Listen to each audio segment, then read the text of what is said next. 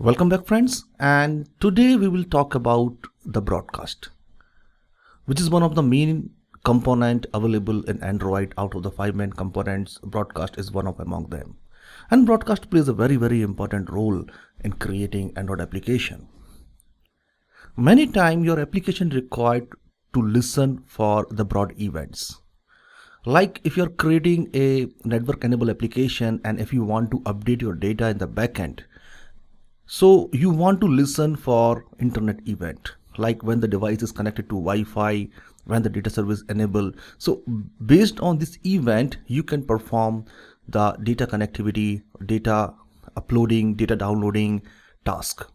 Same way, sometimes you need to listen for the reboot. Sometimes you need to listen for when the battery is changed. Sometimes you need to listen for when the power is on or the power is off. Or sometimes you need to listen an event like when your device is charging. So who is going to do this? This is done by a very simple class. That class name is broadcast receiver. So broadcast receiver is basically a publish, subscribe design pattern which allow you to listen system events. So here we will talk about it, and it's very simple, like activity, like intent. These are two main component, and we already know how to use it. Same way we can use a broadcast. Broadcast receiver is basically a class, and if you want to use this class, you need to extend it. So here we will talk about, here you can see out here, when we talk about the broadcast, there are basically two type of broadcast. They are the system broadcast, which you can invoke.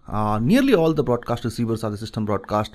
You can invoke the system broadcast by declaring invocation inside the Android manifest file.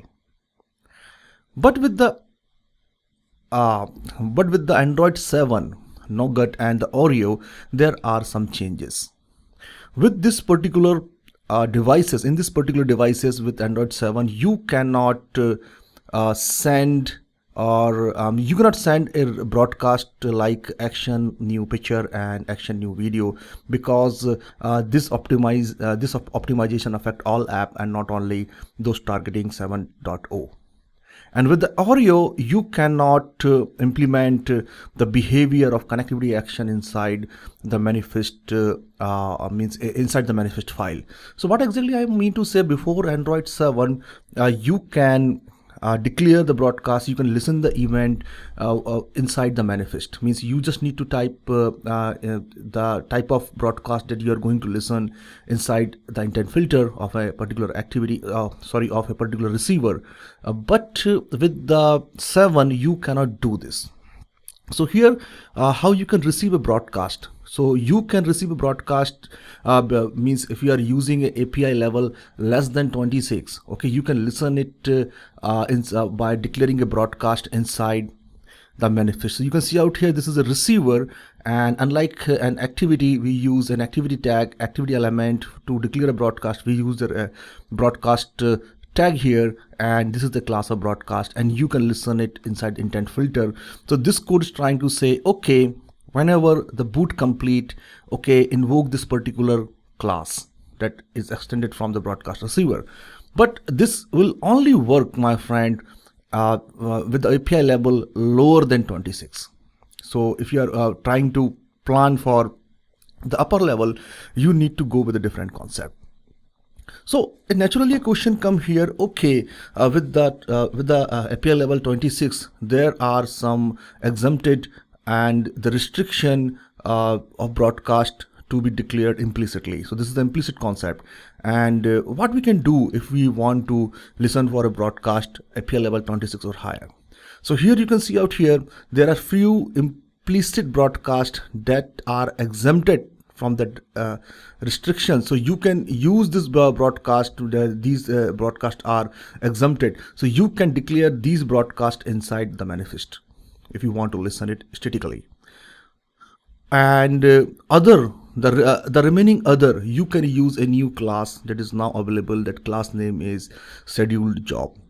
So this is intelligent jobs scheduling. So I will explain how you can use it. For example, if you want to listen for an alarm manager, Firebase is a new thing, job dispatcher, and additional sync adapter. So you can go with the job scheduling if you want to listen some of the broadcasts that are restricted in API level 26 or any upper version.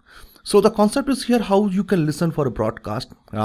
Basically, some of are restricted and some of them are exempted. So for the exempted one, you can go, you can use the implicit behavior, or you can also invoke this broadcast by using intent. So here, this is the example of how you can invoke it by using the implicit one, and later on means you can also go with, you can register a broadcast that is a context registered broadcast from your Java code or from within an activity or within a service, and you can use an intent to invoke it. Okay, so here if you want to register it, simply you need to create an object of your broadcast and use an intent filter what type of broadcast you want to invoke. So here in this we are going to perform an action for airplane mode, and you can pass by calling register receiver. So this is a context registered receiver, and the second one come here by using an intent.